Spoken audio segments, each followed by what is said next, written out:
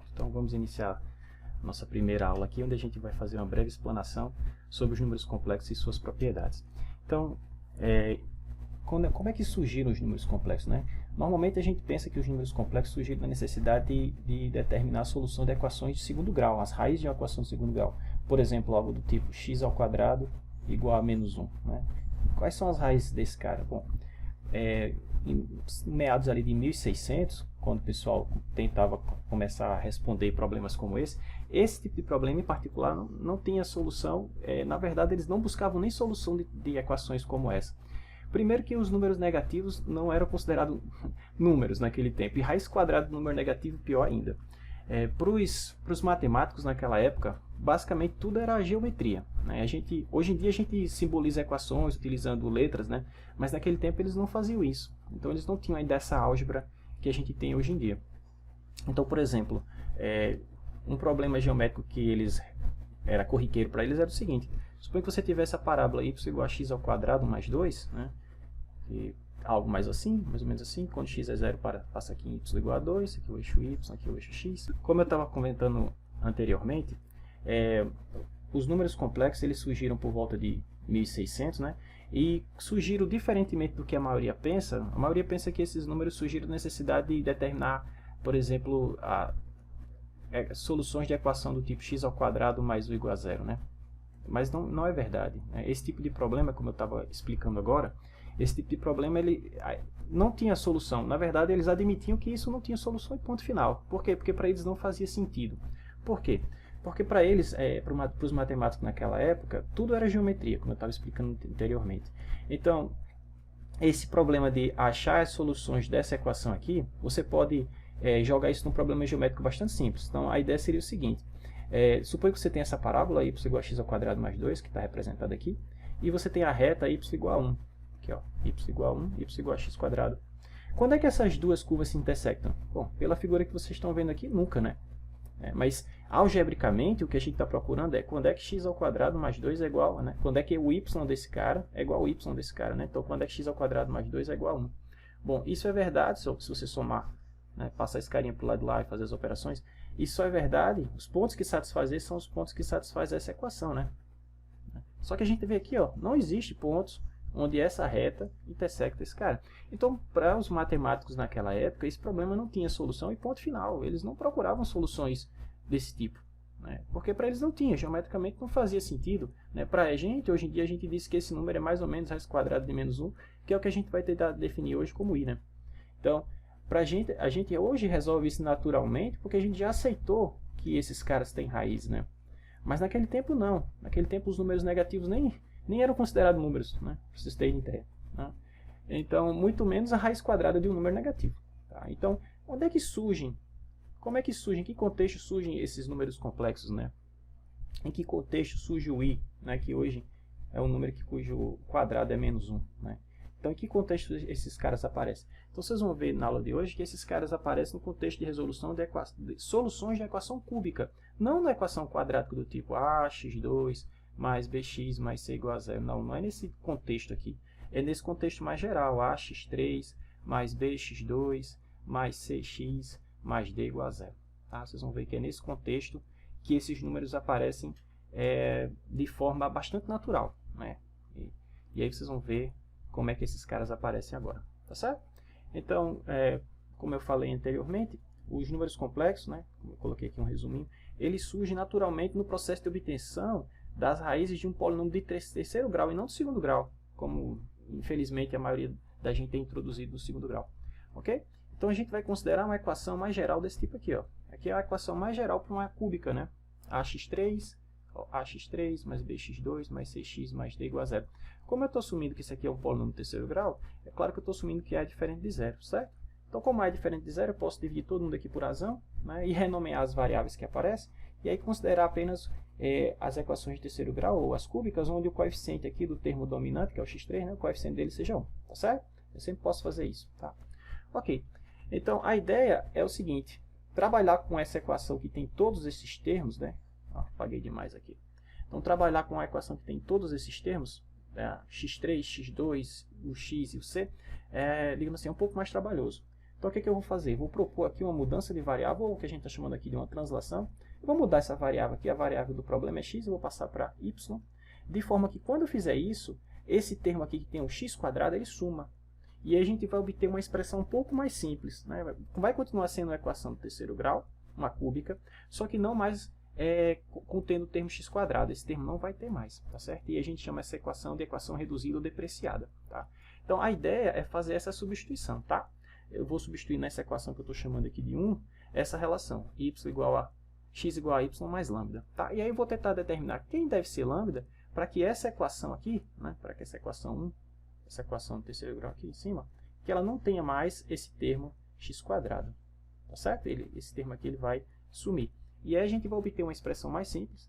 E aí quando a gente tiver essa expressão, eu vou mostrar a vocês um método, né, que hoje a gente chama de fórmula de Cardano, mas não foi o Cardano que desenvolveu ela, que chegou a primeira vez nesse resultado, mas como foi publicado no livro dele, lá em 1500 e alguma coisa, 1554, se não me engano, um livro chamado Ars Magna, então a gente hoje em dia, em homenagem a ele, chama essa fórmula de Cardano, que a gente não é apresentado no segundo grau, e vocês vão ver por quê, porque ela é um pouquinho mais chata do que a fórmula que a gente utiliza para resolver uma equação de segundo grau, né? A equação de segundo grau é x2 mais bx mais c igual a zero. A gente sabe que a solução é menos b mais ou menos raiz quadrada do discriminante, né?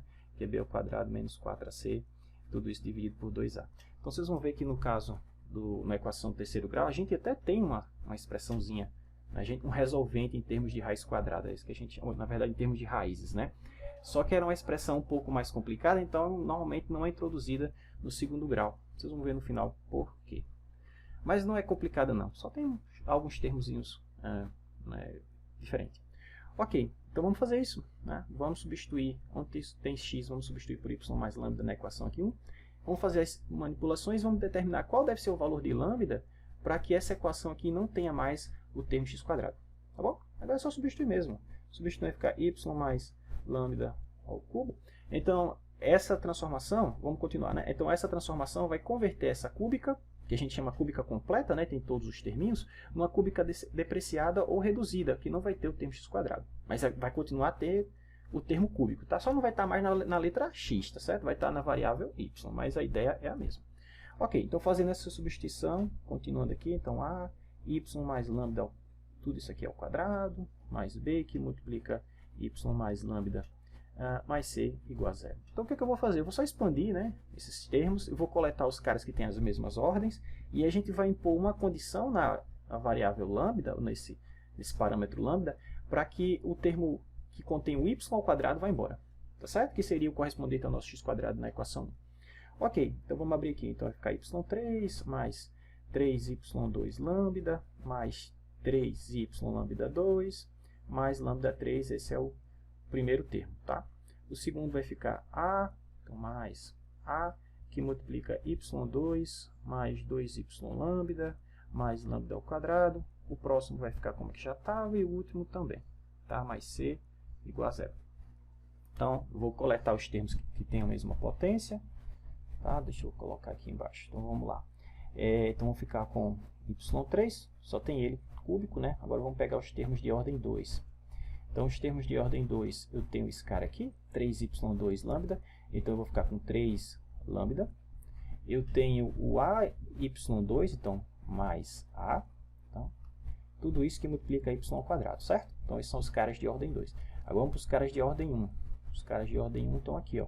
Eu tenho o 3, deixa eu colocar aqui em azul, mais. Agora, os caras de ordem 1. Então, eu vou ter o 3 lambda ao quadrado, 3 lambda ao quadrado. Eu vou ter o a, que multiplica 2, que multiplica lambda, então mais 2a lambda. E só, né? Termos quadráticos, eu só tenho esses carinhos, não, termos lineares, né? Quadrático eu já coloquei aqui, perdão. Os quadráticos daqui, isso aqui são os lineares. E agora os termos que não tem y, né? Então, é o lambda 3. Quem mais que a gente tem aqui? Deixa eu ver se está faltando alguém. Lambda 3. A gente tem também o b lambda e tem o c. Tá? Então, vamos tentar reunir todo mundo aqui bonitinho. Deixa eu só ajeitar aqui. Então, mais... Só ver se está faltando alguma coisa. Então, vamos lá. Os termos de ordem 3, y3 só tem 1.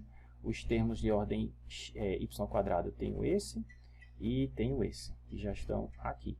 Agora os termos que só tem y, né? Tenho 3 lambda ao quadrado, está aqui ele. Tenho o a vezes o 2y lambda, está aqui. Ah, mas também temos o by, né? Então falta mais o b aqui, ó. Mais b, todo mundo multiplica y. Agora sim, os termos que não tem y. Então vamos ficar com lambda 3, aqui, ó, mais a lambda 2, mais b lambda, mais c, né? E tudo isso é zero, tá certo? Então, se a gente não tiver errado nadinha, o que a gente vai ter é justamente y, e justamente isso, né? y3 mais 3 lambda mais a vezes y2, mais 3 lambda 2, aqui, ó, 3 lambda 2 mais 2a lambda mais b lambda, né? Ó, deixa eu ver, não, só mais b mesmo, tá certo. E o que mais? Lambda 3 mais a lambda 2 mais b lambda mais c, e é isso aí. Então, como eu falei, o que a gente está tentando fazer aqui é buscar determinar o valor de lambda para que esse termo aqui, ó, não exista mais. Mas é simples, né? Basta que esse termo aqui seja zero. Então, a condição para que eu não tenha mais o termo lambda y² na minha equação cúbica, é que 3 lambda mais a seja zero. Tá? O que eu quero descobrir é o lambda, tá certo? Então, o lambda para mim vai ser o menos a sobre 3. Então, se eu substituir nessa expressão, onde tiver, na expressão toda, tá certo? Eu substituir onde tem lambda por a, menos a sobre 3, esse termo não vai existir mais. E a gente vai ficar apenas com o termo y3, essa coisa aqui vezes y, e essa coisa aqui, que não tem y, né? Igual a zero. E aí a gente converte essa equação, na verdade, a gente converte essa equação aqui, que continha o termo x2, numa equação que não tem mais o termo quadrado. Tá certo? Deixa eu fazer aqui embaixo, continuar. Então, o que eu falei é o seguinte, a gente vai fazer essa escolha. Onde tem lambda, a gente vai substituir por menos a sobre 3. E aí, fazendo isso, a gente já viu que esse termo aqui morre, né? Então, deixa eu só tentar dividir um pouco mais aqui a tela para poder fazer a substituição. Então, com isso, a gente vai ficar o seguinte, ó, y3, né? Mantém esse carinha. Tá? Vou colocar aqui mais para cima. y3 mais. Esse termo aqui não existe mais. Aí aqui vai ficar 3 lambda ao quadrado, só que lambda é menos a sobre 3. Então, vai ficar 3a2 sobre 9, né? O outro termo vai ficar negativo, porque o lambda é menos a sobre 3. Então, vai ficar menos a2, menos 2a2 sobre 3. Ok? Mais b, né? A gente já tinha ali, mais b. E tudo isso que multiplica y, mais o outro termo agora, que vai ficar aqui, ó. Esse termo aqui vai ficar lambda 3, ó. Lambda 3. Então, vai ficar menos a3 sobre 27. Menos a3 sobre 27. O outro termo vai ficar menos, vai ficar mais na verdade, porque aqui é lambda ao quadrado, né? Vai ficar mais a2 vezes a, vai ficar 3 sobre 9. Menos ab sobre 3, mais c igual a zero. Então, veja que realmente essa mudança de parâmetro, né, converteu a nossa equação lá, que tinha o termo quadrado, nessa equação aqui, ó, reduzida ou depreciada, que não tem mais o termo quadrado. Tá certo? E aí, o que eu vou fazer? Eu só simplificar um pouquinho e vou renomear esses caras, tá? Vou simplificar isso aqui, vou chamar esse cara de P, vou simplificar isso aqui e chamar esse cara de Q, tá certo? Então, se a gente fizer isso, vamos ficar com o seguinte. Então, P é tudo isso aqui, tá? Então, aqui ficou, dá para simplificar aqui, ficou A2 sobre 3 menos 2A3 sobre 3 mais B. Então, o nosso P vai ficar B menos A3 sobre 3. Né? Então, esse vai ser o nosso P. E o nosso Q, que vai ser esse terminho aqui, que eu vou colocar em laranja, ele vai ficar o seguinte. Então, Q, ele vai ficar o seguinte. Aqui, se eu multiplicar por 3 em cima e 3 embaixo, fica a mesma coisa, né? Então, vai ficar 3A3 menos... A3 vai ficar 2A3, então 2A3 sobre 27, menos AB sobre 3, mais C, tá? Então, fazendo isso, aquela nossa equação inicial aqui, ó, essa cúbica, que tem todos os termos, com essa mudança de... Na verdade, com essa mudança de variável aqui, ó, ela é convertida com essa escolha do parâmetro lambda, nessa equação que eu vou escrever para vocês aqui agora, y3 mais py mais q igual a zero. E se você for estudar qualquer cúbica, você sempre pode, esse método que eu acabei de mostrar a vocês, você sempre pode converter ela na equação depreciada e estudar esse caso que é mais simples do que o caso original. Então, se eu quero a raiz dessa equação, na verdade eu quero a raiz da equação completa, lá no x, né? Mas se eu determinar uma raiz dessa equação, digamos que eu conheço que y0 é uma raiz dessa equação. É um número que, quando substitui aqui, converte tudo em zero, certo? Então, se eu conheço a solução dessa, eu conheço a solução da original, porque a original é x, né? É igual a y mais lambda, e lambda para a gente é a menos a sobre 3. Então, se eu conheço o y0, eu conheço o x0, que é a solução da equação original, tá certo? Mas aí, como é que a gente acha a solução dessa equação? Tudo isso foi para mostrar a vocês que é sempre possível você partir dessa equação cúbica mais geral para uma equação cúbica mais simples, que a gente chama de depreciada, tá certo? Ou reduzida. Então, a gente vai só considerar equações dessa forma, equações depreciadas, certo? Ou reduzida. Por quê? Porque eu sempre posso fazer isso. Aí vocês vão ver que o método para resolver, determinar a solução desse cara é bem simples. Ok, vamos lá. Então, a ideia para você resolver esse carinha aqui, eu coloco aqui embaixo o algoritmo, é o seguinte. A gente vai supor que a solução que eu estou buscando pode se escrever como a diferença de dois números. Tá? Tem cantos que escreve como a soma, eu prefiro escrever como a diferença. Tá? Então, se eu descobrir, bom, eu estou supondo que eu posso escrever a solução dessa equação dessa forma. Tá? O que é que eu tenho que determinar? Quem é U e quem é V. Tá bom? Então, é só isso. Então, no primeiro passo, supor que eu possa escrever a solução daquele cara nessa forma, onde U e V são números a serem determinados. Tá certo? Se eu descobrir quem é U e é V, eu sei quem é Y que satisfaz aquela equação, achei a solução da equação.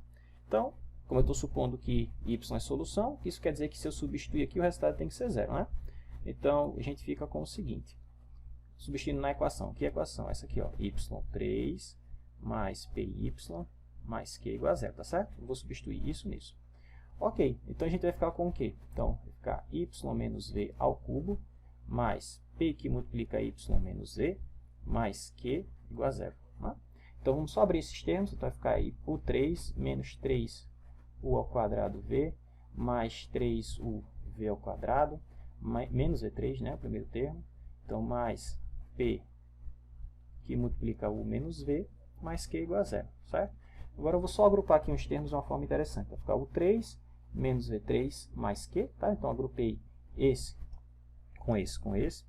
E o outro termo eu posso escrever assim, ó. Deixa eu ver como é que fica melhor. Menos 3uv, que multiplica u menos v. Se você expandir esse carinha, dá exatamente esse termo que está aqui, mais esse termo que está aqui, certo? Ó, u ao quadrado dá esse cara, v ao quadrado dá esse cara aqui, tá? Esse menos é justamente para fazer com que o termo aqui, ó, do v ao quadrado seja positivo, tá? Mas aí, se você notar, aqui eu tenho o u menos v também. Então, eu posso colocar esse u menos v daqui e esse u menos v em evidência. Então, vou fazer isso, tá? Então, vai ficar assim, ó. Mais u menos v, que multiplica p, menos o 3uv que estava aqui na frente, tá certo? 3uv, tá bom? Igual a zero. Então, o u e v, que são esses números que eu tenho que determinar para que y seja a solução daquela equação, tem que satisfazer essa equação aqui, né? O problema que eu tenho aqui agora, o problema é o seguinte. Quantas equações eu tenho aqui? Uma. Quantas variáveis eu tenho nesse problema aqui? Duas, u e v. Então, com uma equação e duas variáveis, eu não consigo determinar univocamente quem são esses caras, né? Então, o que é que eu vou fazer aqui? Deixa eu só marcar aqui essa equação. O que é que eu vou fazer aqui? Bom, eu tenho que dar uma condição adicional, né? Eu tenho que fornecer uma relação, uma outra relação que o u e v deve satisfazer, porque com duas equações e duas incógnitas eu consigo resolver, em tese, esse problema. Então, eu vou fazer o seguinte, como u e v, por enquanto, são arbitrários, eu sei que u menos v tem que satisfazer tem que ser solução da equação, né? Eu sei que y, que é u menos v, tem que ser solução da minha equação polinomial. Mas, por enquanto, eu não tenho nenhuma relação, nenhuma restrição imposta em u e v. Então, eu vou fazer o seguinte, eu vou assumir que isso aqui é zero. Como assim? Eu vou assumir que p menos 3, que sempre é possível eu escolher u e v, de forma que y seja u menos v, e de forma que p menos 3u vezes v seja zero. Tá certo? Será que isso é possível, professor? Bom, a gente vai ver, né, se é possível ou não. Então, se eu impor essa condição, veja que isso aqui tudo zero, né? E aí sobra apenas essa outra equação. Então, fica p menos 3uv igual a zero, e aí sobra u3 menos v3 mais q igual a zero. Ah, agora eu tenho duas equações e duas incógnitas. Duas equações, ó, primeira equação, segunda equação. Quais são as duas incógnitas? U e v. E agora eu vou resolver isso aí. Se eu encontrar u, eu encontro v também. E aí, encontrando u e v, eu encontro y, né, que é a solução da minha equação polinomial. Tá bom?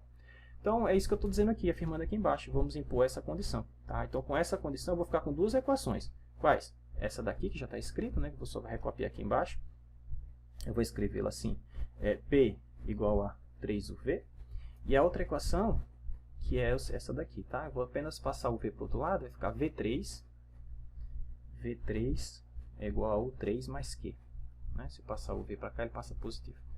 Então, agora é substituir uma equação na outra, tá? Então, por exemplo, aqui eu posso escrever que V é igual a P sobre 3U.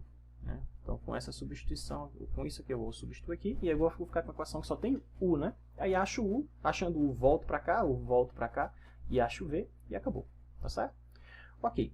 Então, substituindo V aqui. Então, vai ficar P3 sobre 3U ao cubo, né? Vamos colocar logo 27 U3. E do outro lado fica o 3 mais Q. Tá? Então, vou multiplicar todo mundo por U3 para tirar esse U3 do denominador. E aí a gente vai ficar com a seguinte equação. U3 mais Q, o 6 na verdade, né? Porque já tem o 3 aqui, com o 3 o 6.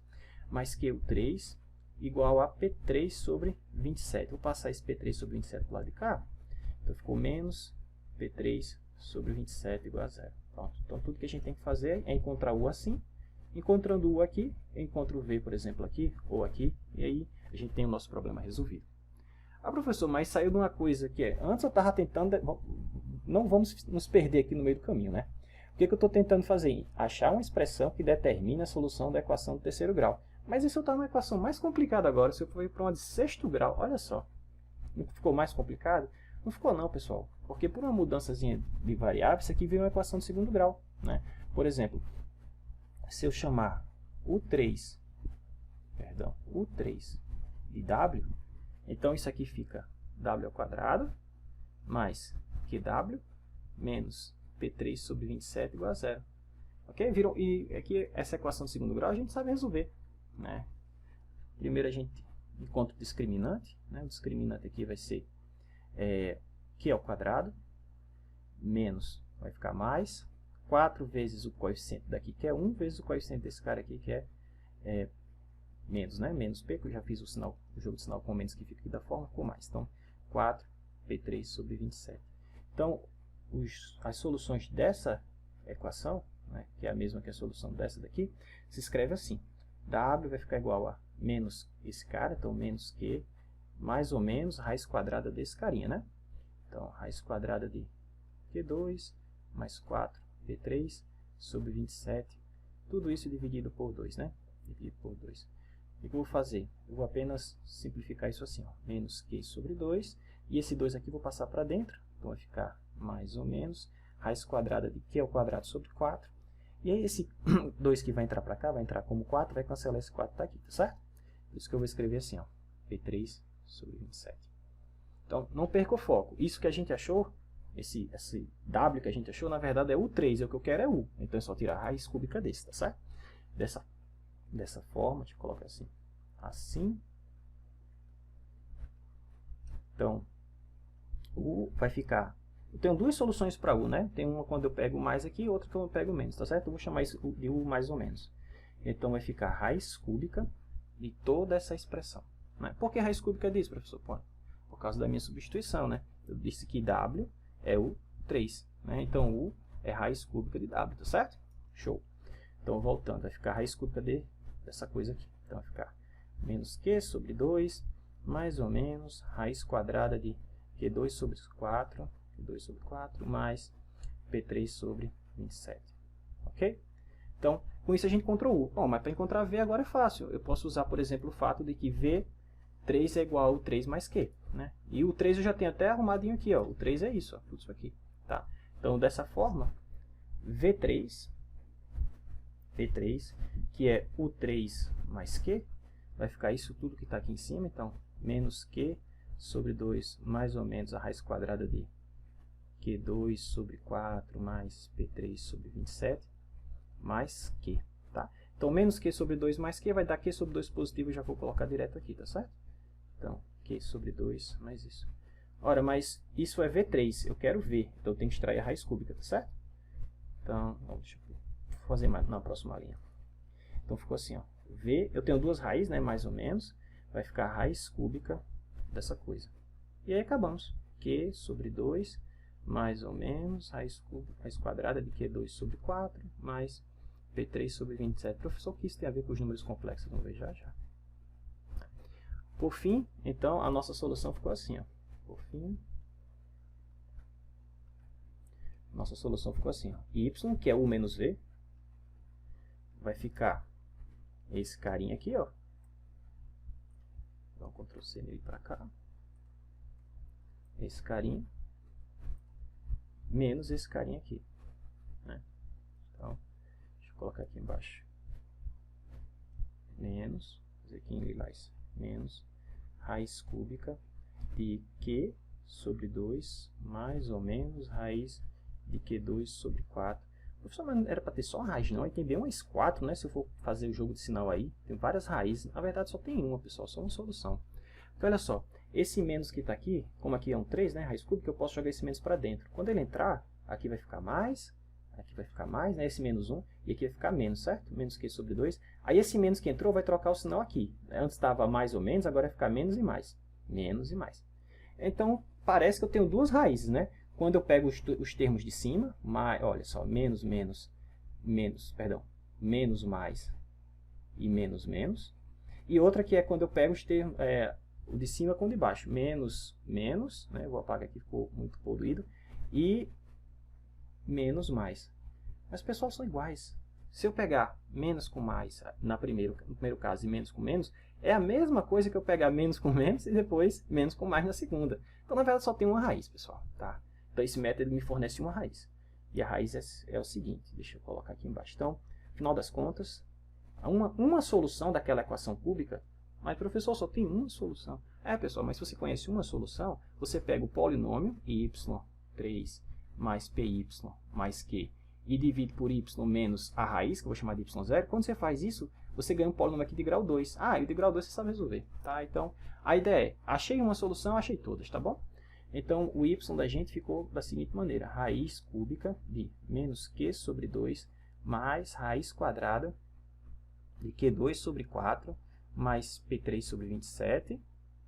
E o outro termo é igualzinho a esse aqui, né? Só que aqui vai ficar um menos. Então, mais raiz de menos q sobre 2. Então, é por isso, pessoal, que a gente não vê isso no segundo grau, porque é uma expressão meio chata de trabalhar, né? Diferentemente da equação de segundo grau, que o pessoal tem um pouco de dificuldade, mas é mais simples, né? Então, essa formulinha aqui, que eu acabei de montar aqui para vocês, ela sempre vai fornecer uma solução da nossa equação de terceiro grau. E aí, se eu conheço uma solução, as outras eu conheço fazendo divisão polinomial, né? E aí eu recaio para um problema de segundo grau, e de segundo grau a gente já sabe resolver. Tá bom? Então, aqui eu coloquei, por fim, chegaríamos nisso, né? E chegamos mesmo. Então, vamos ver um exemplo, tá? Um exemplo numérico. Né? Então, vamos determinar as raízes dessa equação aqui. Tá? E aí vocês vão ver o que acontece. Né?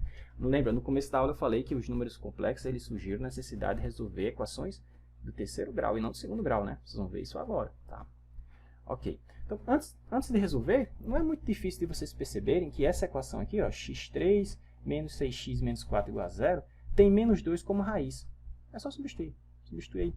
Menos 2 vai ficar menos 8, aqui vai ficar mais 12, menos 4, isso dá 0, né? Como é que eu acho esse menos 2, professor?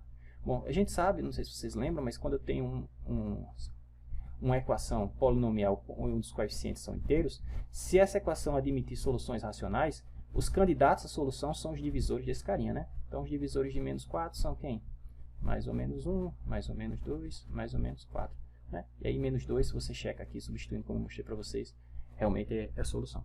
Ok, vamos tentar achar a solução usando a formulinha que a gente acabou de deduzir aqui, ó, desse cara. E vamos ver o que vai dar. Mas a gente sabe que menos 4 é a solução, certo? Perdão, menos 2. Então, vamos ver o que vai dar aqui. Ok, então a gente já tem aqui que o nosso P é menos 6 e o Q é menos 4, né? Porque a gente está olhando para essa equação naquele formato, né? x3 mais px mais q igual a 0. Tá? Então, o P é o que tiver na frente do polinômio de grau 1, né? O monômio de grau 1, e o Q é o termo independente. Tá certo?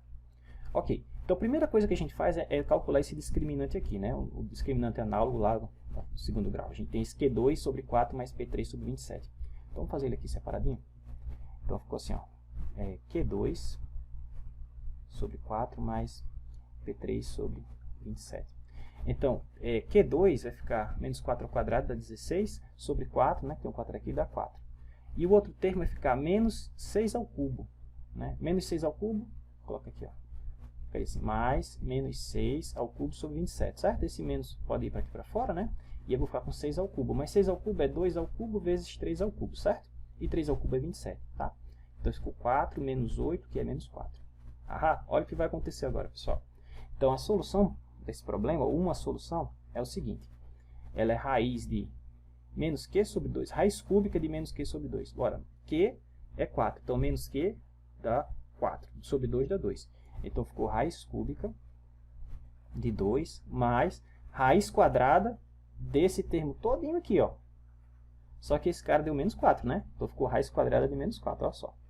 Então ficou raiz cúbica de 2 mais raiz quadrada de menos 4. Mas o próximo termo, pessoal, é a mesma coisa que esse. Ó, o próximo termo é igual ao primeiro, trocando aqui, ó, mais pelo menos, tá certo? Então vai ficar quase a mesma raiz. Vai ficar assim, ó, raiz cúbica de 2, só que agora menos raiz quadrada de menos 4. Ok? Então o pessoal naquela época lá, perto ali de 1600, né, meados de 1600, eles sabiam, por exemplo, que essa equação tinha menos 2, né, como solução. Mas só que isso aqui tem que ser menos 2, como é que pode? Aqui tem a raiz quadrada do número negativo, para eles isso não existia. E agora, como é que a gente trabalha com isso? Como é que a gente desata esse nó, né? Eu sei que isso aqui tem que ser menos 2, porque eu sei que menos 2 é uma raiz daquele cara. Mas aí eu estou trabalhando aqui com números negativos, raiz quadrada número negativo, pior ainda. Né? E aí como é que eles resolviam isso? Então a ideia de um dos matemáticos naquela época, do Bombelli, foi o seguinte: eu não sei trabalhar, para eles isso aqui era embaraçoso, né? Você encontrar esse símbolo aqui. Então ele fez o seguinte: olha, se fosse 4, raiz quadrada de 4, 2, eu trabalharia tranquilo. Mas aí está raiz quadrada de menos 4. Será que eu não posso escrever isso como sendo raiz quadrada de 4, que é 2 vezes raiz quadrada de menos 1? Então, se isso faz sentido, eu vou atribuir um nome a esse cara, porque, bom, eu não quero ficar trabalhando com raiz quadrada de menos 1. Isso aqui é muito embaraçoso para mim. Então, eu vou chamar isso de I, que isso aí, que eles chamaram de unidade imaginária, né? Que só existia na imaginação deles, né? E tão embaraçoso que era. Então, eu vou chamar esse cara de 2i. Tá certo? Já que eu estou chamando esse cara de I, então esse aqui vai ficar 2i. Portanto, aqui vai ficar menos 2i. E aquele cara se escreveria assim, ó, y igual a raiz cúbica de 2 mais 2i mais a raiz cúbica de 2 menos 2i, certo? Né? Usando essa notação. E aí ele fez o seguinte: vamos supor que esses números, né, que nesse caso nem é elevado a essa categoria eles tinham sido ainda, então vamos supor que essas quantidades se comportem como números. Como assim? Que eu possa multiplicá-los, somá-los, dividi-los, né? E aí, fazendo isso, assumindo que esses caras podem ser trabalhados como números, eu consigo mostrar para vocês rapidamente que isso aqui realmente dá menos 2. Então, era nesse sentido que, inicialmente, os números complexos foram aparecendo, né? Na tentativa de solução de equações de terceiro grau, polinomial de terceiro grau e não de segundo grau, tá certo? Segundo grau, para eles, não é que... simplesmente não fazia sentido perguntar por raiz quadrada de menos 1, por exemplo, se esse cara fosse solução de algum problema geométrico. Isso não fazia sentido, tá? Então vamos continuar aqui. Então, como eu falei para vocês, se vocês fizerem o gráfico, plotarem o gráfico dessa cúbica aqui, vocês veem lá que menos 2 é a solução, né? É uma solução, né? Se você encontrar menos 2, encontrar as outras duas aqui, que são soluções racionais, não é complicado não. Mas menos 2 é a única solução inteira daquele problema, né? E eles sabiam disso. E aí, qual foi a ideia? Bom, como eu falei, então a ideia é tentar manipular aquele cara para que a gente chegue que realmente menos 2 é a solução, né? E aí essa parte embaraçosa, essa expressão embaraçosa, e digamos que eles meio que disfarçaram assim, tá? E aí a gente vai assumir que esse número, né, raiz quadrada menos 1, satisfaz as mesmas propriedades algébricas que a gente está acostumado. E aí o que eu vou fazer? Eu vou tentar simplificar isso aqui e mostrar que isso aqui, se esses caras puderem ser operados como número, isso aqui dá menos 2, tá certo? Então, a ideia eu vou utilizar um truquezinho, né? Que é usar o fato de que A3 mais B3 pode ser escrito dessa forma, fatorado dessa forma. Para quem não lembra como é que faz isso, lembra o seguinte, que como a gente já fez aqui umas 200 vezes, né? A mais B ao cubo Isso é A3 mais 3A2B mais 3AB2 mais B3, né? E esse cara aqui eu posso fatorar como sendo 3AB que multiplicar A mais B, certo? Então, isso aqui eu posso escrever tudo assim, ó.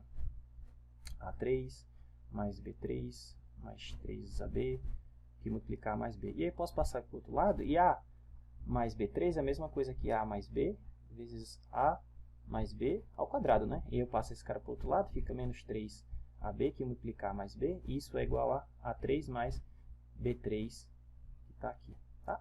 E se você colocar o A mais B em evidência, o que eu vou fazer agora aqui embaixo? Se você fizer isso, você vai ficar o seguinte, A mais B, que multiplica A mais B ao quadrado, menos 3AB. Né? E isso tudo é A3 menos B3. Se você abrir esse cara, ele fica A ao quadrado mais 2AB, né? Mais B2, menos 3AB. E aí aqui vai esse, com esse cara com esse outro, fica 2 menos AB mais B2. É o que está aqui embaixo, tá certo? Quem nunca viu ou para quem se esqueceu, é assim que a gente chega nessa expressão. E aí a ideia é o seguinte, aqui eu tenho a soma de duas raízes cúbicas, tá certo? E aí eu quero fazer aparecer aqui nesse termo aqui a soma de duas raízes cúbicas. Então para isso eu vou fazer o seguinte, eu vou chamar A de raiz cúbica de x e vou chamar B de raiz cúbica de y. O legal quando fizer isso, aqui vai ter a soma de duas raízes cúbicas, certo? E aqui vai ficar raiz cúbica de x ao cubo. X, raiz cúbica de x ao cubo. Aqui fica só x, né? E aqui é a mesma coisa para o y, vai ficar y. Então, utilizando esse truquezinho, eu consigo escrever esse cara assim, tá certo? Claro que eu não estou usando x, porque eu já estou usando x aqui, tá? Mas a ideia é a mesma. Então, só escrevendo em termos de A e B, eu posso escrever isso dessa maneira, tá? Então, raiz cúbica de A mais raiz cúbica de B se escreve como sendo A mais B dividido por essa diferença. Tá? E aí a gente vai fazer o seguinte, vamos supor que esse número 2i e menos 2i, que eles funcionem como números, né? Em 1600 o pessoal não sabia disso, né? Na verdade, esses caras não tinham sido levados à categoria de números. Mas vamos supor que são, né? E vamos jogar aqui e ver o que dá, tá certo? Então, eu vou substituir aqui A por 2 mais 2i, vou substituir B aqui por 2 menos 2i, para eu obter exatamente essa expressão que está aqui, tá certo? E aí, fazendo isso, eu gostaria muito que o resultado disso fosse menos 2, porque a gente sabe que menos 2 é a solução daquela equação. Isso vocês vão ver que dá, tá bom? Então, vamos lá. Então, não perca o foco do que a gente quer fazer, tá? Eu vou substituir esse cara aqui, substituir esse cara aqui, e aí a gente vai ter exatamente o nosso x aqui, né? Que é a soma dessas raízes, tá bom? Então, para isso eu preciso fazer primeiro A mais B, né? Que é o que está aqui, ó, A mais B. Mas se eu somar esse cara mais esse, né, e supondo que esses números 2i e menos 2i funcionem como números, né? Que a gente até então, estamos em 1600, tá certo? Naquela época, esses caras não tinham essa característica, né? Então, vamos supor que eles são. Então, eu posso somar esses dois. Então, tenho 2i menos 2i dá 0, né? 0i. Então, não teria mais nenhum i. Ficaria só A mais B. A mais B vai ficar 2 mais 2i mais 2 menos 2i. Isso dá 4, né? Agora, vamos ver os termos aqui embaixo, né? Então, se eu fizer A ao quadrado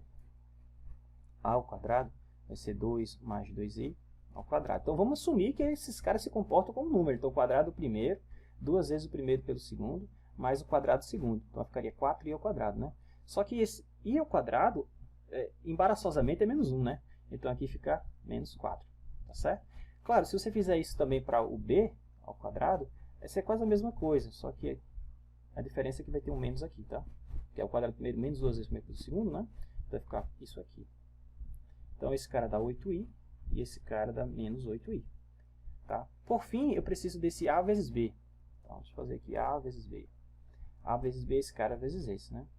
Então, 2 mais 2i vezes 2 menos 2i. Novamente, assumindo que esses caras se comportam como um número, isso é um quadrado perfeito. É o quadrado do primeiro menos o quadrado do segundo, né? Então, é 2 ao quadrado menos 4i ao quadrado. Mas, de novo, i ao quadrado, embaraçosamente, naquele tempo era menos 1. Então, isso aqui vai ficar mais, né? Então vai ficar 8, tá certo?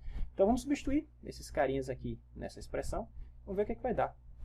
Acho que eu estou sem espaço, né? Deixa eu fazer o seguinte, deixa eu criar um espacinho aqui.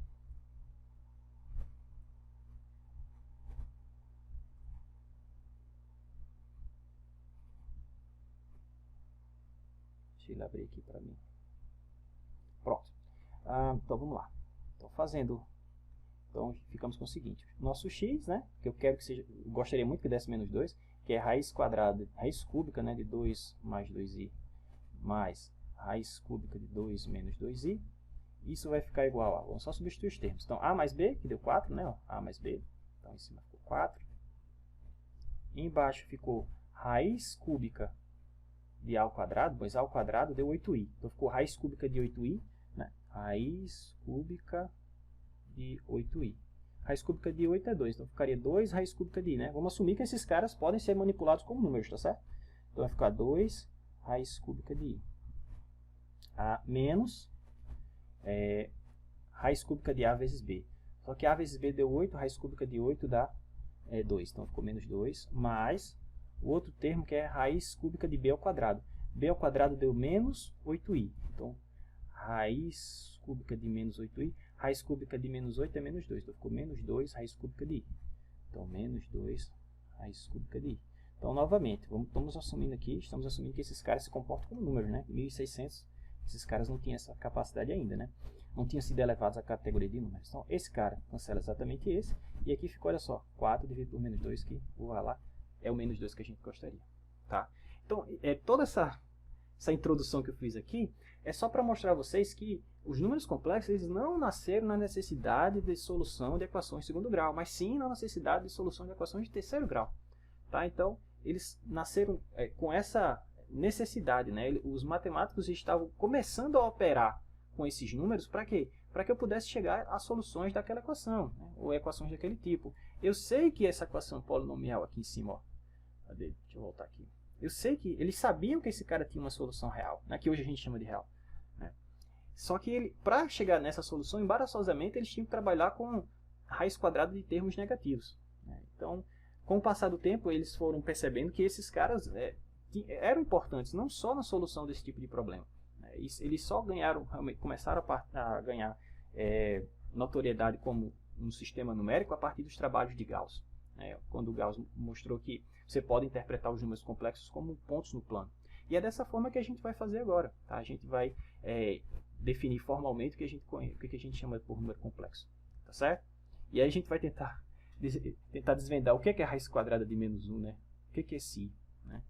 Muitas pessoas perguntam, professor, quanto é raiz quadrada de menos 1? Né? Quanto é? A pergunta está errada, né? Não é quanto é onde ele está. Tá certo? Vamos ver isso já. Ok. Então, como eu falei, por muito tempo, né, os matemáticos utilizaram esse tipo de manipulação algébrica sem atribuir, né, a esses objetos que continham raiz quadrada de menos 1 nenhum tipo de significado. Hoje, que é chamado esse termo, né, raiz quadrada de menos 1, a gente chama de raiz de unidade imaginária. Né? É até um nome não muito interessante, né? Imaginário parece que é fictício. Né? E é justamente por isso que a gente tem os termos hoje, números reais e números imaginários. Né? Um ao contrário do outro, né, de certa forma. Né? Os reais você consegue medir, né? A gente chama de número real aquela quantidade que você consegue medir, né? Imaginário estaria só na nossa imaginação, né? Mas essa não é uma notação, digamos assim, uma conotação interessante para esses números, né? Eles são tão reais quanto os números reais, né? E as suas aplicações são inúmeras, como a gente vai ver mais à frente. Então, agora a gente pode definir de maneira formal o que vem a ser um número complexo. A gente vai fazer isso agora e em seguida a gente vai mostrar como é que a gente opera com esses caras, né? Aqui em cima a gente fez essas manipulações, multiplicando, somando, dividindo esses objetos, né? Apenas como uma maneira de tentar chegar na solução daquela equação, né? Para mostrar que x igual a menos 2 era a solução daquele cara. Agora a gente vai formalizar essas ideias, tá certo? Então, para a gente, o número complexo vai ser um par de números reais, tá certo? Você tem dois números x e y, dois números reais. Para a gente, um número complexo vai ser um par, assim, x e y, né?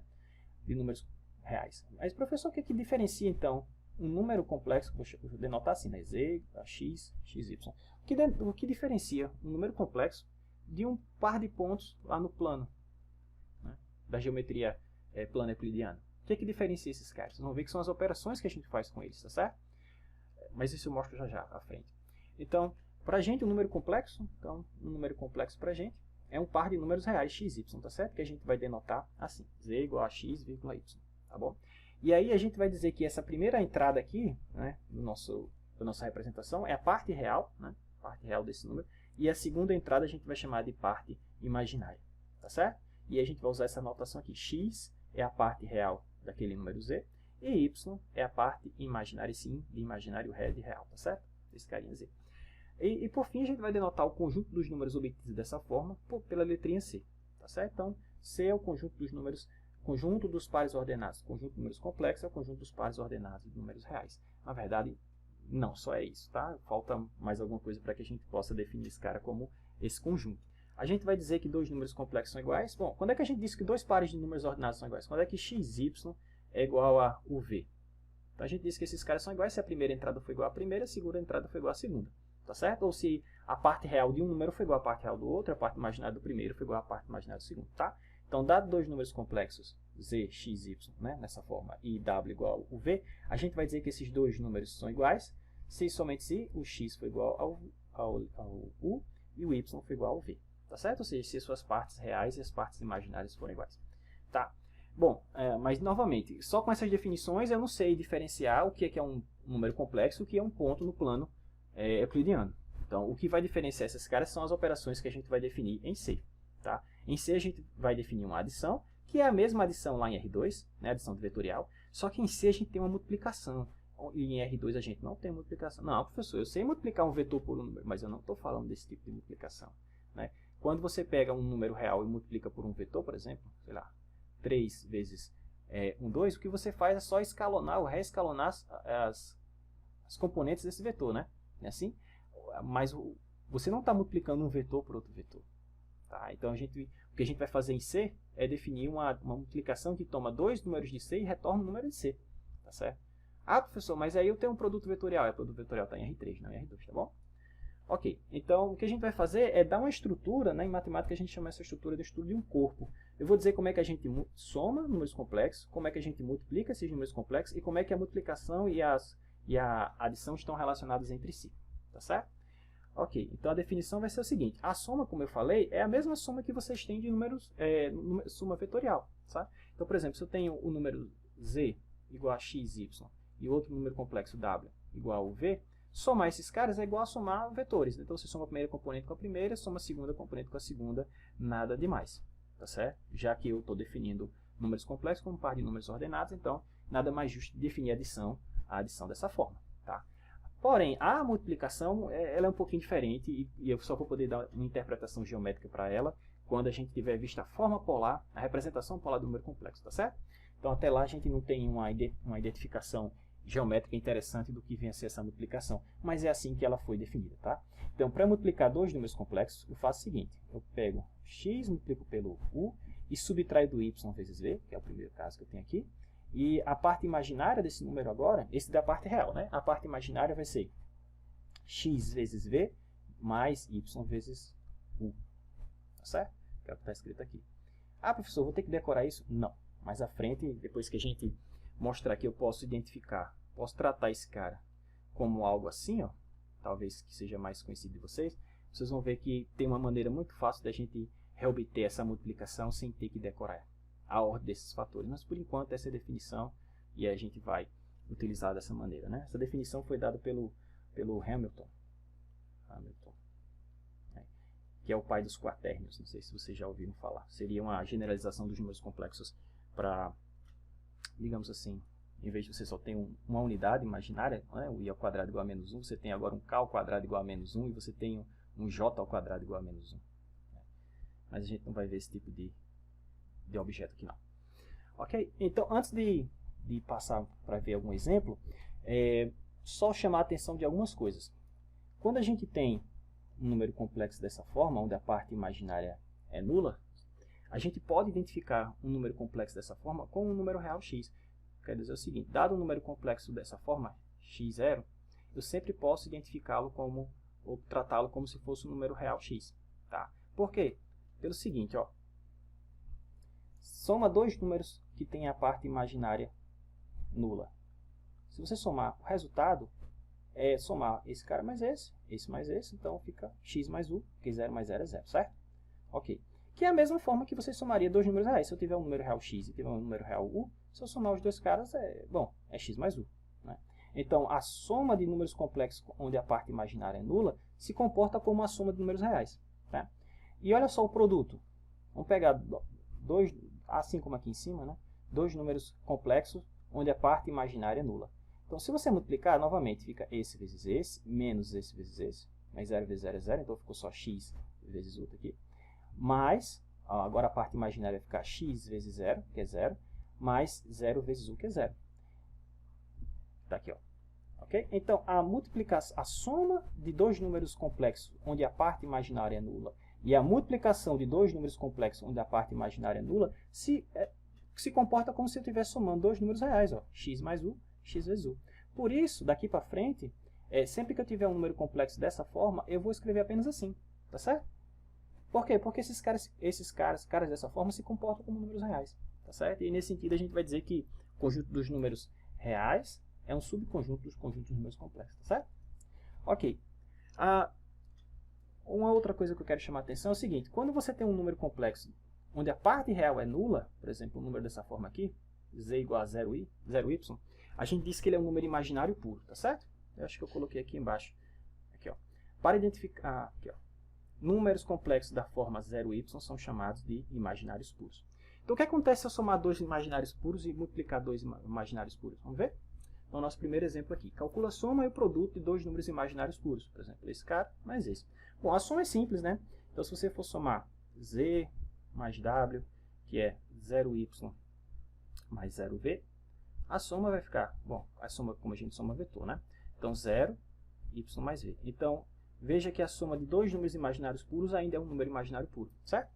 Okay. Assim como a soma de dois números, né, cuja parte imaginária era 0, continua sendo um número cuja parte imaginária é 0. Tá?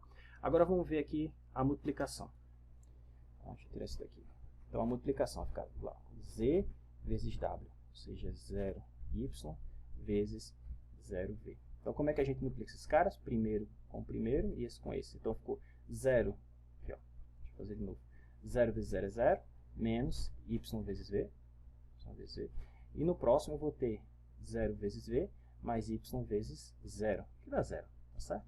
Então, deixa eu colocar assim direto. Então, o produto desses caras deu o produto de dois números imaginários puros, que ó, dá um número real, yv. Tá certo? Então, essa observação vai ser importante, porque agora eu vou utilizá-la para montar uma nova, digamos assim, notação. Né? Em vez de a gente ficar utilizando essa notação de par ordenado, eu vou mostrar para vocês essa outra notação aqui, ó, tá? Que advém desse fato aqui, tá? E do fato de que a gente vai tratar os números da forma x0 como se fosse um número real, assim, tá bom? Então, para isso, nota o seguinte. Deixa eu só fazer aqui uma breve manipulação. Suponha que nesse caso aqui eu faça z igual a w, tá certo? Então, eu teria z ao quadrado, certo? E para facilitar a minha vida, pega z igual a 0,1 e faça z vezes z, ou seja, z ao quadrado. Então, z ao quadrado. Se você substituir aqui, né, o y, quem é o y desse cara aqui? É 1. Quem seria o v desse cara aqui? É 1 também, tá certo? Então, se você substituir aqui, você vai ver que z ao quadrado é menos 1. Menos 1, 0. Tá? E aí eu vou dar um nome para esse cara. Eu vou chamar esse símbolo, que aparece com muita frequência, menos 1, 0. Perdão. Esse símbolo aqui, que aparece com muita frequência, 0, 1, eu vou chamar de i. E aí perceba que z ao quadrado, que é o i vezes i, né? Por esse fato aqui, pelo fato de v ser 1 e os y ser 1 e v ser 1, isso vai ficar menos 1, 0. Que a gente está, sempre que a gente tiver um número complexo dessa forma, a gente está atribuindo ele a esse número real. Tá certo? Então, o que a gente fez aqui foi a gente acabou de mostrar que nesse conjunto, né, que a gente definiu, existe sim um objeto que, quando multiplicado ele por ele mesmo, dá menos 1, tá? Que é a nossa unidade imaginária. Tá certo? Então, i ao quadrado aqui igual a menos 1. Tá? E lembrando que i é apenas um nome para esse objeto aqui, 1, 0. Tá? Perdão, 0, 1. 1, 0 não, 0, 1. Então, com essa identificação, eu consigo escrever, deixa eu apagar aqui, eu consigo escrever qualquer número complexo naquela forma que eu falei para vocês. Deixa eu mostrar aqui rapidão. Então, a ideia é a seguinte, pega um número complexo qualquer, z igual a xy. Claro que eu posso escrever esse número como sendo x0 mais 0y, todo mundo concorda, né? Porque aí soma esse com esse e volta o que eu tinha antes. Tá? E a gente sabe que todo número da forma x0 eu vou atribuir ao número real x. Certo? E perceba o seguinte, que esse número aqui, 0y, ele é a mesma coisa, deixa eu fazer aqui, o 0y, ele é a mesma coisa de multiplicar o y0, posso dizer assim, o 0,1 vezes o y0. Se eu multiplicar esses dois carinhas, eu tenho exatamente isso, né? Faz aí para vocês verem. Vai ficar esse vezes esse, que é 0, né? Menos esse vezes esse, que é 0. Então, o primeiro termo é 0. E o segundo termo vai ser esse vezes esse, mais esse vezes esse. Ah, dá o mesmo. Então, esse carinha, vamos de novo aqui. O x0, eu estou associando que é um número real, um número que tem a parte imaginária pura, a gente vai sempre escrever como x, né? Mais o 0y para a gente se escreve como 0,1 vezes y0. Mas y0 é um número que tem a parte real, a parte imaginária é 0. Então, esse cara eu posso associar ao número real y, certo? Então, isso aqui vai ficar escrito assim. Ó. E esse cara a gente chamou de quê? De a nossa unidade imaginária. Então, daqui para frente, qualquer número complexo, eu posso usar essa notação ou essa. Tá? Essa aqui é mais difundida, eu vou ficar utilizando essa aqui com mais frequência. Quando a gente quiser trabalhar com esses caras no plano complexo, né, quando a gente for aprender a representar esses caras graficamente, então a gente usa isso aqui. Tá certo? Então, recapitulando aqui, o que é um número complexo para a gente? Um número complexo é um par de números reais que eu posso escrever assim ou assim. Tá certo? Onde a soma ou multiplicação desses caras foi definida anteriormente. Então, com essa notação aqui, a soma é a soma vetorial. Né? Por exemplo, se eu quiser somar x, y mais o v, tudo que eu tenho que fazer é x mais u, y mais v. E nessa notação aqui, fica a mesma coisa, pessoal. Você soma os caras que tem e os caras que não tem. Por exemplo, se eu escrever aqui w igual a u mais iv. Então, como é que eu somo z mais w? Bom, você soma a parte real com a parte real. Então, x mais v, perdão, mais u. E a parte imaginária com a parte imaginária. Só isso, pessoal. Tão fácil quanto isso. Y mais v. E a multiplicação, professor? Bom, a multiplicação é mais interessante nesse novo formato que eu mostrei a vocês, desde que você faça a seguinte identificação. Sempre que aparecer i ao quadrado, substitua por menos 1. Certo? Como assim? Por exemplo, digamos, vamos novamente multiplicar z por w. Z eu escrevi como x mais i, y. Certo? E w eu escrevi como u mais i, v. E aí você faz a multiplicação normal, distributiva, né? Eu nem mostrei ainda que essas propriedades são válidas, mas vocês vão ver em seguida que sim. Tá? Então, você multiplica normalmente, vai ficar x, u, mais ixv. Né? Aí o outro aqui vai ficar y, u, i, y, u. E o outro mais i ao quadrado, yv. Só que onde tiver i ao quadrado, eu vou substituir por menos 1. Então, se eu fizer isso, vai ficar xu menos yv, que é o que a gente já tinha visto. Mas, se eu colocar o i em evidência aqui, xv mais y1. Olha que legal. Tá? Então, você pode tratar a multiplicação, em vez de você decorar aquela definição que eu mostrei inicialmente, você pode multiplicar como se estivesse multiplicando números reais, certo? E sempre que aparecer a quantidade de i ao quadrado, você substitui por menos 1. Tá? E aí você não precisa decorar expressão nenhuma, tá certo? Ok, isso advém do fato de que aquelas propriedades, ou aquelas definições que eu mostrei a vocês, a soma de números complexos e a multiplicação de números complexos, satisfaz todas essas propriedades algébricas aqui que eu coloquei aqui nesse teorema, tá certo?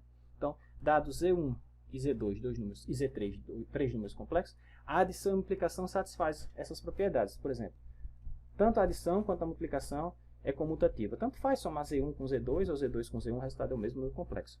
A adição é associativa, tá? A ordem com que você soma não importa. Que você agrupa esses caras não importa. Existe um elemento neutro da adição, ou seja, existe um número complexo que eu somo com Z e não altera nada. Esse número complexo é chamado de zero e a gente escreve ele assim, 0 mais 0i. Tá? Ou na notação de par ordenado, 0, 0. Todo número complexo tem o seu inverso aditivo, que é o cara que eu somo com Z, com Z1 nesse caso, para dar o zero.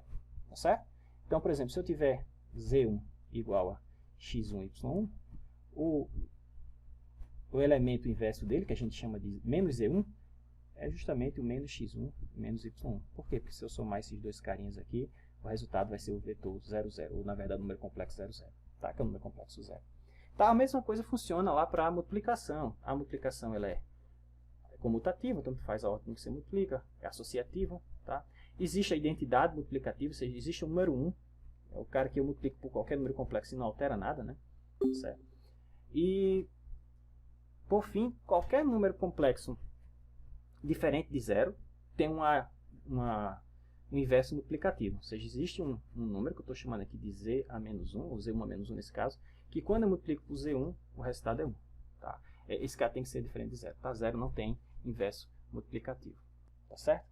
Bom, e aí essas propriedades são as propriedades da multiplicação e as propriedades da adição. Né? A adição satisfaz essas 4 propriedades, a multiplicação essas 4 propriedades, e a propriedade distributiva é aquela que liga a multiplicação, que conecta a multiplicação com a adição. Tá certo? Então vale a propriedade distributiva, que a gente já está acostumado para números reais. Tá certo? Bom, as verificações disso aqui seguem do fato de que tudo isso é válido para número real. Tá? Então, por exemplo, se você quiser mostrar aqui, se você for somar o número z1, que é x1, mais y1i, perdão, deixa eu colocar assim, y1.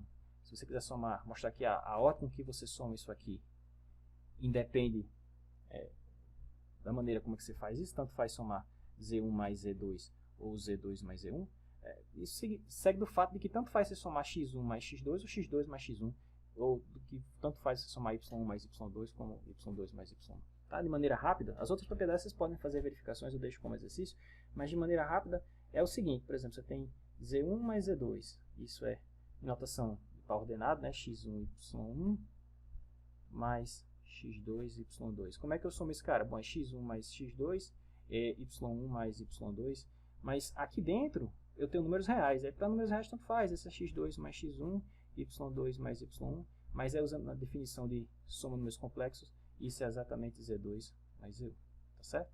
E aí você verifica dessa maneira a soma, que a soma é comutativa, você pode usar isso para todas as outras, né? Você pode fazer de maneira semelhante para as outras propriedades e verificar que isso é assim mesmo, tá certo? Aqui vale lembrar que, eu vou deixar aqui como exercício para vocês, né? Verificações das propriedades acima, segue diretamente do fato de que elas são válidas para os números reais, porque a gente disse que o conjunto de números reais é um corpo, né? Um corpo é um conjunto, é uma estrutura algébrica, onde você pode determinar ou definir uma soma, uma multiplicação, e essas que satisfazem aquelas 8 propriedades em cima, e vale a distributividade. Tá? E aí você mostra que em qualquer corpo, os elementos neutros e inversos são únicos. Tá? E aí a gente usa essa unicidade desses elementos para definir as outras duas operações. Por exemplo, a subtração, né, a diferença, z menos w, você define como sendo z mais menos, né, o simétrico de w, né, o inverso aditivo. E você define o quociente, né, a divisão de dois números complexos, como sendo z vezes o produto do simétrico ou do inverso, na verdade, multiplicativo de w. Tá? A gente pode fazer isso está bem definido, por quê? Porque o inverso multiplicativo e o inverso aditivo são únicos. Tá bom? Então, daqui talvez a única coisa que vocês poderiam ter problema de verificar ou de aceitar rapidamente é que o inverso aditivo desse cara é dado dessa maneira. Tá? Mas eu vou fazer agora para vocês, tá certo? Vamos verificar que o inverso aditivo de um número complexo é dado por uma expressão como essa, desde que, obviamente, esse cara não seja um número zero. Tá? Então, vamos fazer aqui embaixo. Deixa eu só ver aqui onde é que está o exemplo. Aqui. Exemplo 1.10. Verifique que o inverso multiplicativo de um número complexo dado. O inverso multiplicativo desse cara é dado por essa expressão. Tá? E, em seguida, acho o inverso multiplicativo desse carinha. Mais à frente, quando a gente tiver a noção de conjugado complexo, vocês vão ver que não é necessário decorar essa expressão. Tá? Existe uma forma mais simples de você chegar nela. Tá bom? Então, vamos lá. Então, aqui eu estou dizendo o seguinte. Suponha que w igual a u mais iv seja o inverso de z. Então, se ele é o inverso de z, quer dizer o seguinte, que se eu multiplicar w por z, o resultado tem que ser 1. Né? Por definição, é assim que a gente define o inverso multiplicativo de z. Ora, mais z é o número x mais y, e w, com essa nova notação, né, é o número u mais iv. E esse produto tem que ser 1. Tá? O bom é que esse exemplo aqui a gente consegue resumir basicamente tudo que a gente viu na aula de hoje. Que é o seguinte, como é que eu multiplico esses números? Vou multiplicar da forma que eu falei a vocês. Esse cara com esse, né, usando as propriedades distributivas, tá certo? Esse cara com esse e assim por diante. Então aqui a gente vai ficar x vezes u, mais, deixa eu pegar logo outro termo que eu já sei que vai ser um número real, esse cara com esse aqui, ó. Então vai ficar i ao quadrado, né, mais i ao quadrado vezes yv, mas a gente sabe que i ao quadrado eu posso substituir por menos 1, então ficou menos yv, mais agora a parte que tem i. A parte que tem i vai ser u com i y, então o y, e v com ix, mais vx. Isso tem que ser 1. Agora, note que 1 eu posso escrever como 1 mais 0i ou i vezes 0. Tá? Então, como é que eu igualo esse número complexo a esse número complexo? Quando é que dois números complexos são iguais? Quando a parte real, as partes reais são iguais e as partes imaginárias são iguais. Né? Então, utilizando essa identificação, a gente tem a seguinte equação. Então, vai ficar assim, ó, x vezes u menos y vezes v igual a 1. E na outra equação eu vou ter y vezes u mais x vezes v igual a 0. Tá? Então tem que resolver esse sisteminha. Lembre, o que eu quero achar? Eu quero achar w, que é u mais iv. Então as minhas incógnitas são u e v, tá certo? O x e y são dados para a gente. Tá? Quero encontrar o inverso desse número. Ok, então esse sisteminha a gente resolve rapidamente por Cramer. Por exemplo, u eu posso escrever como sendo a razão desses dois determinantes. Qual? O determinante com esse cara. Bom, quem fica embaixo primeiro é o determinante dos coeficientes, né? No caso é x menos y, então x menos y. Aqui y e x, né? X menos y e x. E aqui em cima, essa mesma matriz, ou esse mesmo determinante, trocando essa coluna pela coluna dos resultados, né? Então, 1, 0, menos y e x. Certo? Então, se você fizer essa multiplicação em cima, fica x, né? Porque aqui dá 0. E aqui embaixo vai ficar isso com esse, então x ao quadrado, menos, com esse menos aqui vai ficar mais y ao quadrado. Tá? Então, x ao quadrado mais y ao quadrado. E a gente repete a mesma coisa para o v, né? Então, v vai ficar a razão desses dois determinantes aqui. Ó. Bom, o determinante embaixo aqui do v vai ser o mesmo do u, né? Então, vai ficar x menos y e x. E em cima a diferença é que a gente vai ter, essa aqui vai ser a primeira coluna, então x, y, e aqui vai ficar a coluna dos resultados, que é 1, 0. Né? Então, fazendo isso aqui vai ficar 0 menos y, então menos y, e embaixo, então, novamente, x ao quadrado mais y ao quadrado. Tá? Então, como a gente pediu para verificar aqui, ó, o inverso multiplicativo de z igual a x mais y é o número x menos y sobre x quadrado mais y quadrado, que é exatamente o que tem aqui, só juntar esses resultados. Assim, deixa eu colocar em outra cor. Assim, então ficou o seguinte. Então, z a menos 1 ficou, quem é a parte real desse número? Está aqui, ó, x sobre x ao quadrado mais y quadrado. Então, x mais quem é a parte imaginária? Esse cara aqui, menos y sobre x quadrado mais y quadrado. Eu vou deixar o termo x quadrado mais y quadrado igual para todo mundo. Então, aqui ficou menos y vezes y. Tá certo? Que é o que ele pedia que a gente verificasse aqui em cima. Tá? E por fim, como achar o inverso multiplicativo do número 2 menos 3i. Então, para 2 menos 3i, então, z a menos 1 vai ficar. Então, aqui em cima vai ficar, se eu tinha x mais y, vai ficar x menos y. Então, o meu x aqui é 2 e o meu y aqui é menos 3. Então, vai ficar 2 menos 3i sobre, embaixo vai ficar x ao quadrado mais y ao quadrado. Então, vai ficar 2 ao quadrado mais menos 3 ao quadrado. Então, vai ficar 2 mais 3i dividido por 4 mais 9. Então, você vai ter o número 2 sobre 13 mais 3i sobre 13. Então, esse é o inverso multiplicativo do número 2 mais 3i.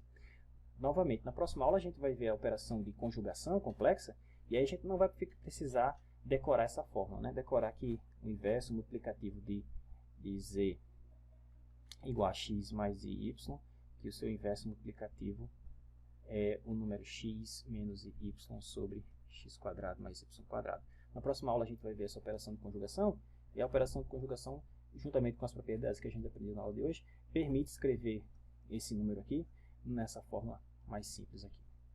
Quer dizer, a gente chega nessa fórmula de uma maneira mais rápida. É isso que eu queria dizer. Tá certo?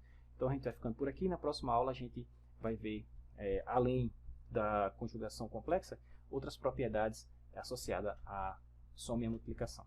Beleza?